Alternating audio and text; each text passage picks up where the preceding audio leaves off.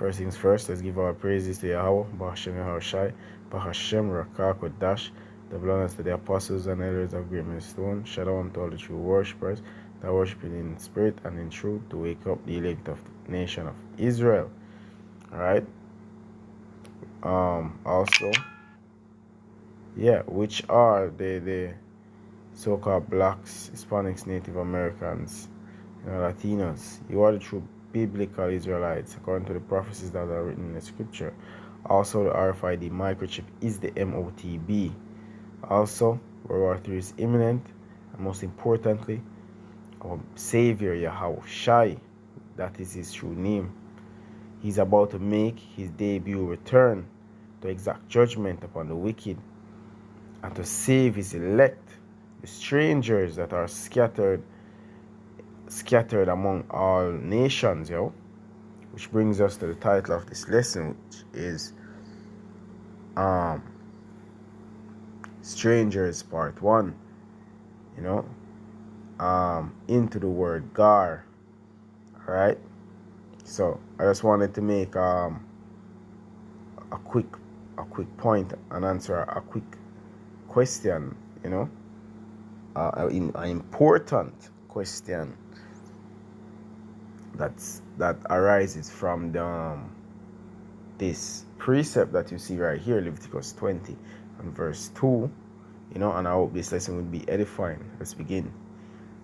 Leviticus 20, starting at 1, it says, "And the Lord spake unto Moses, saying, Again thou shalt say to the children of Israel, whosoever he be of the children of Israel, or of the strangers that sojourn in Israel, that giveth any of his seed unto Molech, he shall surely be put to death.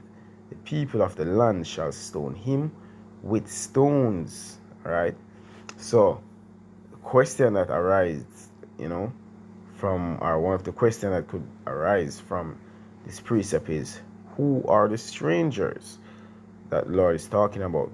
Because as we know, salvation is of the Jews. Alright, Lord is coming to save his people. Alright, salvation is only for Israel. So who is the word strangers talking about right here that sojourn in Israel? Alright, so we're gonna go into the word stranger right here. Strong's, H1616.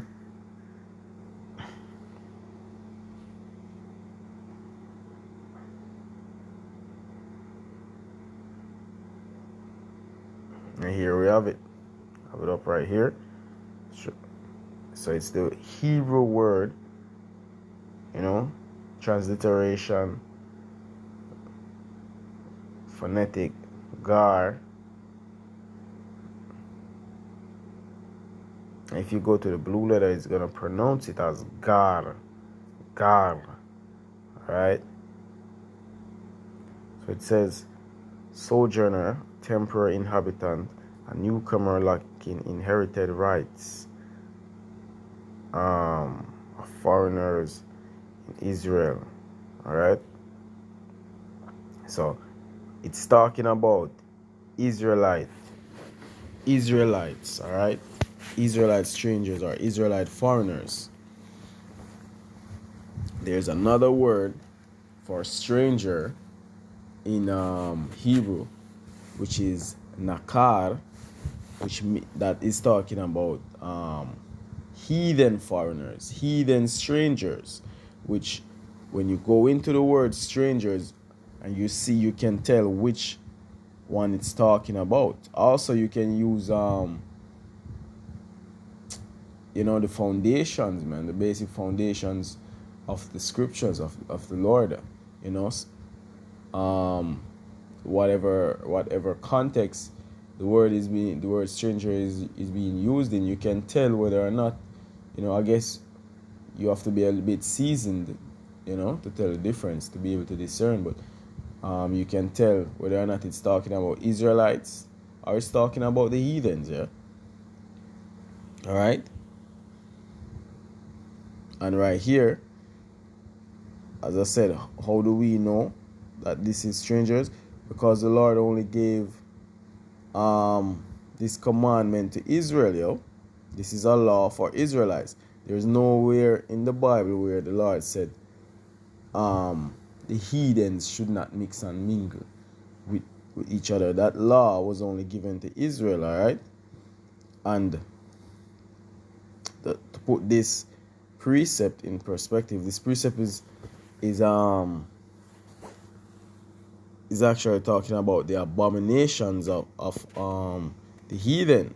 You don't give your seed unto Molech. Molech is a let's get into this heathen god. It says the god of the Ammonites and Phoenicians, to whom some Israelites sacrificed their infants in the valley of Hinnom. So we used to sacrifice our children to Hinnom. In other words, giving our seed unto the heathens or to commit abominations, mixing and mingling with them, that is an abomination unto the Lord, man, to mix and mingle with the heathens.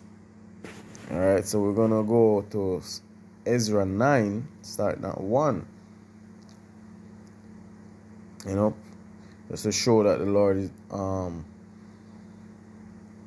is dealing with Israel right there, and not the strange heathens. Yeah. So it says, now when these things were done, the princes came to me, saying, the people of Israel and the priests and the Levites have not separated themselves from the people of the lands, doing according to their abominations, even of the Canaanites, the Hittites, the Perizzites, the Jebusites, the Ammonites, the Moabites, the Egyptians, and the Amorites.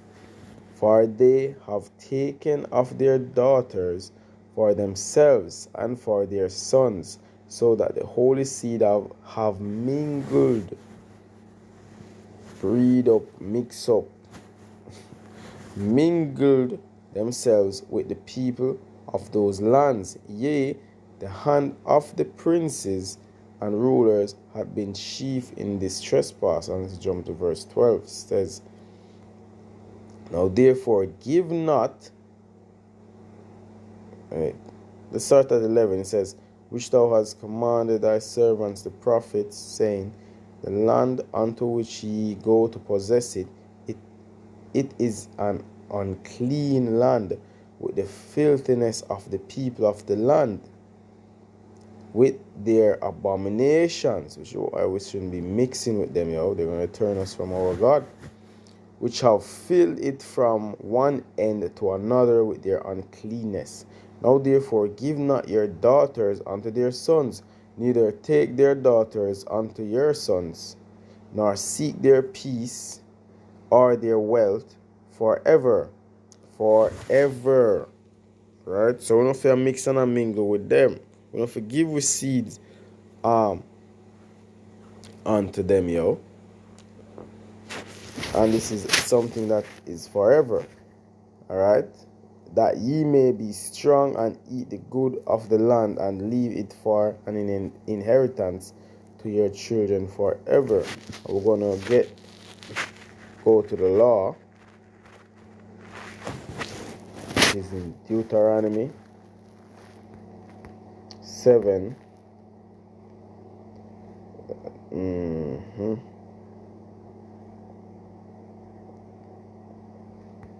Alright, so Deuteronomy 7, straight to the point, says, neither shalt thou make marriages with them.